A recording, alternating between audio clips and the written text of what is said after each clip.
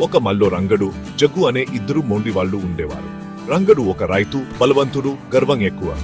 Jug ఒక కట్టెలవాడు, కోపం ఎక్కువ, గొడవ ఎక్కువ. వాళ్ళిద్దరూ ప్రతిదానికి గొడపడేవారు. ఒకరోజు ఒక మామిడి చెట్టు గురించి గొడపడ్డారు. ఇది నా చెట్టు అని రంగడు అరిచాడు. కాదు, ఇది నాది అని జగ్గు అరిచాడు.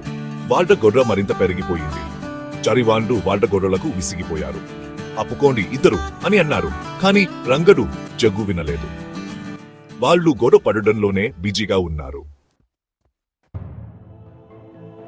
మరుసటి రోజు రంగడు కొండకు వెళ్లాడు. తన పొలానికి కట్టెలు కావాలి. కొండ చుట్టూ తిరిగే ఇరుకైన దారిలో వెళ్లాడు.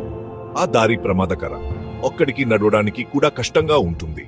ఒక్క అడుగు తప్పితే కింద పడిపోతా. కాని రంగడు తొందరగా నడిచాడు. ప్రమాదం గురించి ఆలోచించలేదు. జగ్గుతో గొడవ గురించి ఆలోచిస్తూ ఉన్నాడు. మనసులోనే ఆ మామిడి చెట్టు ఎవరిదో చూస్తాడు అనుకున్నాడు. అకస్మాత్తుగా రంగడు ఆగిపోయాడు.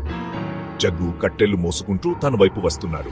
ఇద్దరు ఎదురెదురుగా దారి ఇవ్వడానికి స్కలం లేదు. పక్కకు జరుగు అని రంగడు అన్నాడు. నువ్వే జరుగు అని జగ్గు అన్నాడు. ఈ దారి ఇద్దరికీ సరిపోదు. నేను ముందు వచ్చాను అని రంగడు అరిచాడు. నాకేంటి అని జగ్గు అరిచాడు. నేను జరగను. వాళ్ళిద్దరూ ఒకరినొకరు కోపంగా చూసుకున్నారు. ఎవరూ దారి ఇవ్వలేదు.